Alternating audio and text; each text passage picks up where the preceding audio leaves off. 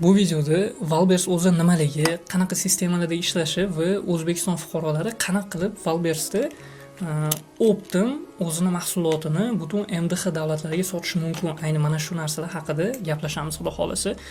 Iloji bo'lsa, bu yerda aytiladigan ma'lumotlarni yozib olinglar, chunki foydalansanglar, anchagina sizlarga foyda olib keladigan ma'lumotlarni tushuntirib aytib o'tib ketaman. Xo'p, eng birinchisi Valbers o'zi nima va qanaqa ko'rinishda ishlaydi? Sistema nimani ustiga qurilgan?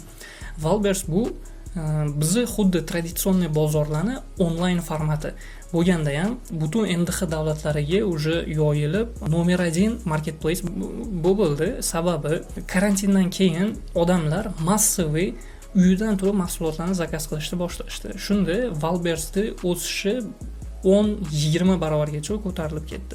Va odamlar ko'rdi, что Valbers juda ham удобный, juda ham yaxshi, ancha vaqtingizni ham tejaydi va pulingizni ham tejaydi. Undan tashqari siz butun MDH davlatlarida qayerda prodavets bo'lsa, qayerda mahsulot bo'lsa, siz turgan joyingizdan sotib olishingiz mumkin. Shuni hisobiga odamlar massiviy Valbersdan tovarlar zakaz qilishga o'rganishdi va bir-birlariga buni tavsiya qilib boshlashdi. Shuni hisobiga Valbers juda ham katta marketplace ga aylanib ketdi. Ozon undan avval ancha yaxshi ishlab kelayotgan edi. Endi Valbers hozir nomer 1 marketplace.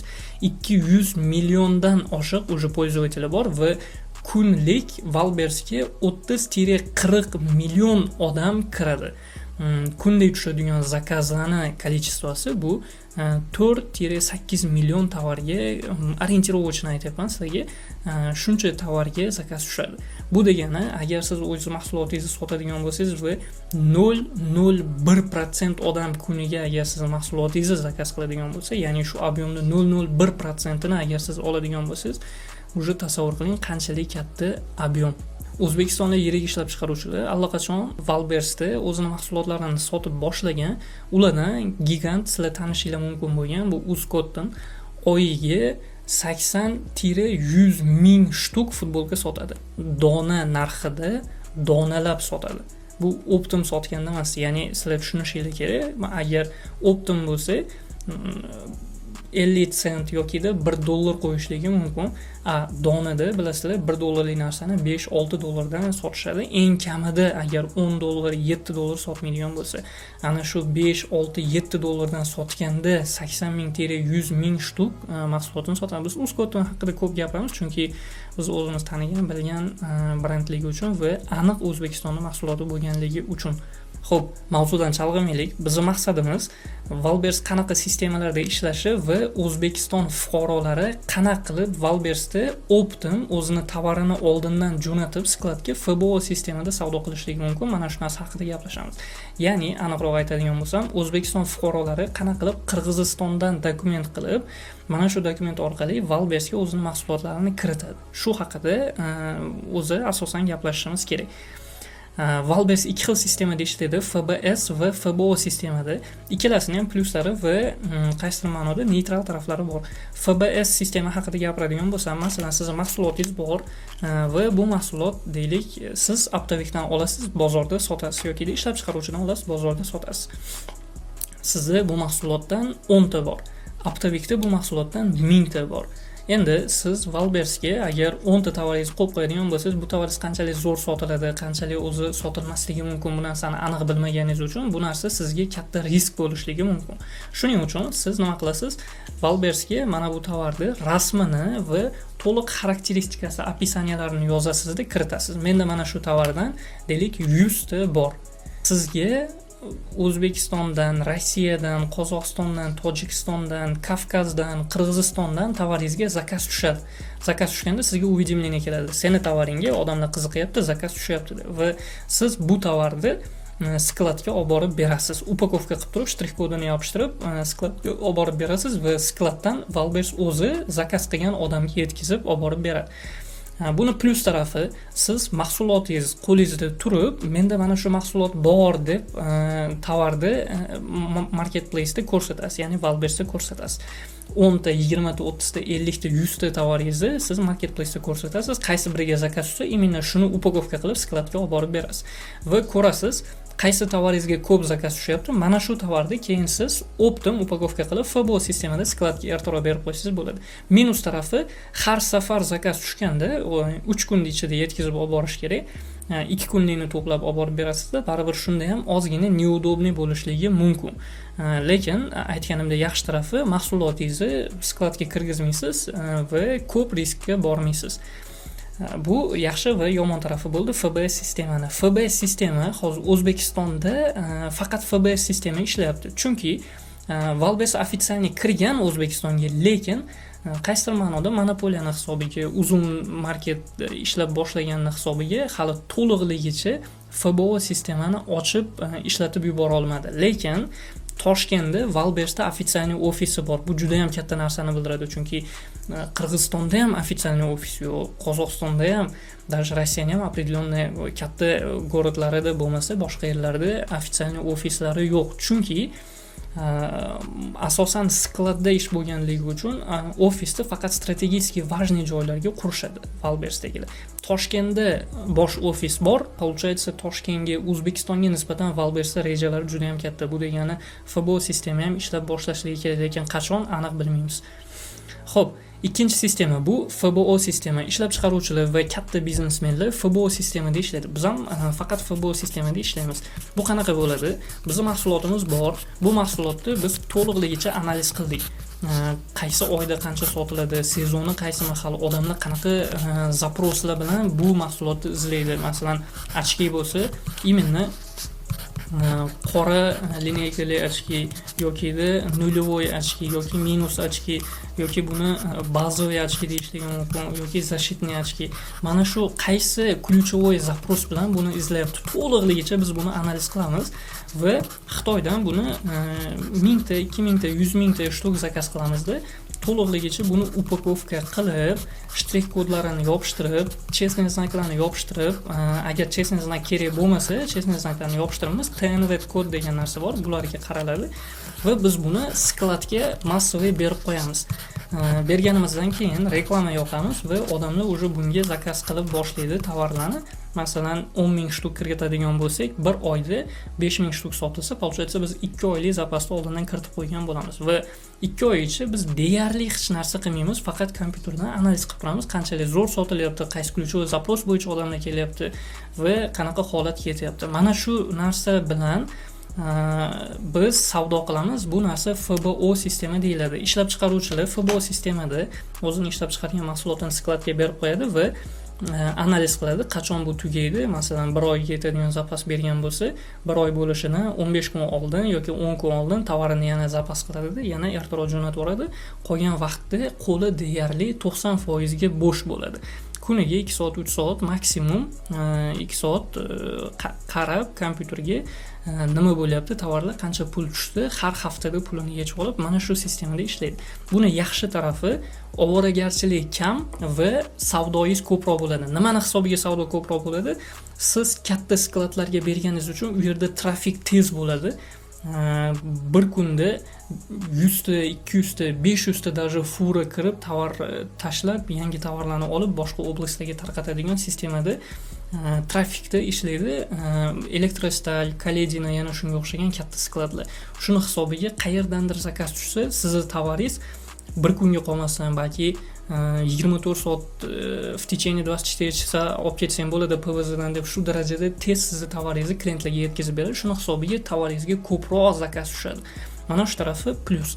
Endi bu FBS sistema ham, FBO sistema ham, mahsulotni analiz qilish ham, bularning hammasi o'zi chuqur mavzular. Hozir bu videoni o'zida men sizga chuqur tushuntirib bu narsani tagiga yetolmasligi mumkin. Bu narsaga ham vaqt yetmaydi, ham siz bu narsani qabul qila olmasligingiz mumkin, chunki podrobno tushunmasangiz baribir o'rtada uzilishlar bo'ladi.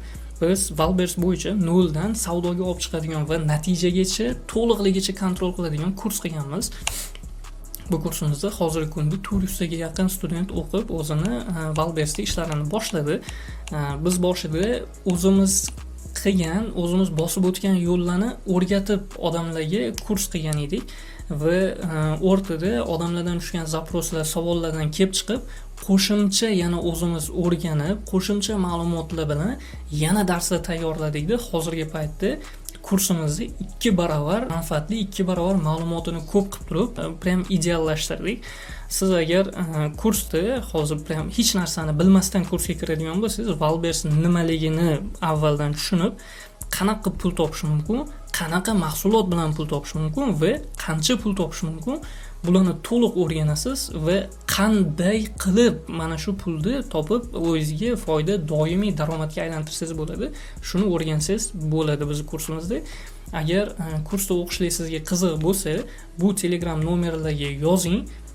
Sizga to'liq ma'lumotlarni tashlab beradi. Qanaqa, nimalar o'rganadi, kimlar uchun, qanchalik foydali, kursda oxirida siz qanaqa natijalarga erishasiz, shularni hammasini sizga to'liqligicha menejerlar tushuntirib beradi. Mavzudan chalg'ib ketdik, uzr.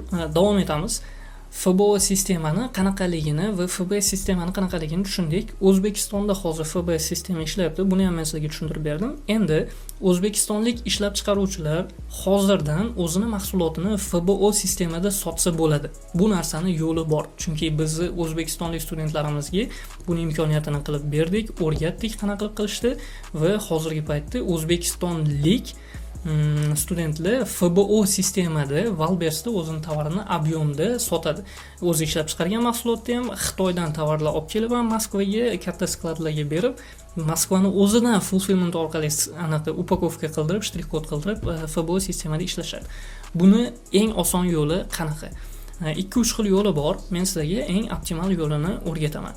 Birinchisi Qirg'iziston orqali ishlash. Ya'ni Qirg'izistonda agar biron qarindoshingiz yoki biron tanishingiz bo'lsa, u odamdan iltimos qilasiz, sizga IP ochib beradi va bank hisob raqami ochib beradi o'zining nomiga va siz u odamda IPsi orqali va bank hisob raqami orqali Valbersda savdo qilasiz. FBO sistemada Qirg'izistondan ochilgan dokument bilan Rossiyaga jo'natsangiz bo'ladi. Nimaga Rossiyani o'zidan ochsa bo'lmaydi? Rossiyani o'zidan ochsangiz ham bo'ladi, lekin Rossiyada naloglar ozgina qimmatroq. Shuni hisobiga Qirg'iziston hozir eng ideal optimal variant bo'lyapti. Butun blogerlar ham, katta sellerlar ham Qirg'izistondan dokument qilib turib, keyin Valbersda savdo qilishyapti. Qirg'iziston orqali mana shu qarindoshingiz yoki aka-ukangiz nomiga ochilgan IP bilan savdo qilsangiz bo'ladi. Bu birinchi yo'li. Ikkinchi yo'li, O'zbekiston dokument bilan o'zingizni fuqaroligingiz, o'zingizni dokumentingiz bilan Qirg'izistonga kelasiz, O'shga yoki Bishkekka va bu yerdan o'zingizning nomingizga IP ochib Valbersda savdo qilib boshlaysiz. Buning imkoni bormi? Bor. Biz studentlarimiz bu narsani qilyapti. Biz kursimizda buni to'liqligicha o'rgatganmiz. Qayerga keladi, qanaqa qiladi, nima qiladi. Sizlarga ham hozir bu narsani sverxu aytib o'tib ketaman. Imkon bo'lsa bu narsadan foydalansanglar, o'zingizlar qilsanglar bo'ladi. Birinchi qilinadigan ish chegaradan pasportga pechat bosib o'tiladi. Va biron tanishingiz yoki qarindoshingiz yoki umuman begona bo'lgan odamni uyigami временный propiskaga qo'yiladi. Обязательно временный propiska bo'lishi kerak. Va son degan bizda Центр обслуживания населения degan joy bor. Mana shu joyga boriladida inini olinadi. Pasportingizga va временный propiskani ko'rsatasizda inini beradi sizga. Mana shu inini bilan nalogoviga borasiz, nalog ochasiz. Megacomga kelib sim karta olasiz, Qirg'iziston nomer sim karta va bankka borib, M-bank, memleketlik bank, qaysidir расшифровка shunaqa bo'ladi. M-bank, bizda bank bor shunaqa. M-bankdan IP bilan прикрепление qilib, ya'ni связанный qilib turib, bank hisob raqam ochasiz. Bank hisob raqam ochganingizdan keyin srazu shu yerda o'zida Valbersdan boyaga sim karta oldingiz-ku o'zingizning nomingizga. Sim kartani roaming qilib olishingiz kerak. Mana shu sim karta bilan Valbersdan ro'yxatdan o'tasiz. Valbers sizga rekvizit beradi. Mana shu rekvizit bilan bankda, srazu bankdan chiqib ketmasdan turib, Valbersda oplatasini qilasiz va sizga в течение 5 рабочих дней deydi, lekin hammasini to'g'ri qiladigan bo'lsangiz 2 kun ichida уже Valbers akkauntingiz ochiladi. Valbers akkauntingiz ochildi, bo'ldi, tabriklayman. Siz endi FBO sistemada bemalol savdo qilsangiz bo'ladi. O'zbekistonga o'tib ketasiz, sim kartangizda roaming bor, Valbersga kirayotgan paytingizda sizga kod keladi. Mana shu kod bilan Valbersga kiraverasiz, mahsulotlarni analiz qilasiz, tanlaysiz va O'zbekistonda o'zidan yoki Xitoydan sotib olaman deysiz, hisobingizni chiqarasiz va tovarni to'g'ridan to'g'ri kargo orqali Moskvada fulfillment topasizda. Tanishingiz bo'lsa tanishingiz, begona bo'lsa begona fulfillment narxlarini hisoblaysiz. Unit ekonomika to'liqligicha tovarni noldan sizga kerakli foydani olib kelgunicha qanaqa xarajatlari bor, mana shu xarajatlarni hisob-kitob qilishni o'rgatadigan unit ekonomika. Bu ham bizning darslarimizda bor, kursda. Aytganimdek, kursda bu narsalarni o'rganasiz. Hozir men sizga aytib ma'lumotlarni beraveraman, lekin buni baribir qo'rqmasdan qilib ketishlik uchun sizga yordam kerak bo'ladi. Valbersda nimaga открытый доступda kurslari yo'q? Chunki bu oson narsa emas. Bu как положено целый biznes. Chunki odamlar bu yerda million dollar оборот qilyapti oyiga kerak bo'lsa, juda ham katta foydalarni topishyapti, juda ham katta оборот qilyapti. Shuning uchun bu uglublyonniy o'rganiladigan, buni ikir-chikirlari ko'p bo'lgan mavzu. Shuning uchun buni kursda o'rganmasangiz, YouTubedan yoki Googledan o'rganishlik qiyin. Ham vaqtingiz ketadi, ham juda ham ko'p xarajat qilasiz, minuslarga kirishligingiz mumkin va bu narsa uchun sizga hech kim javob bermaydi.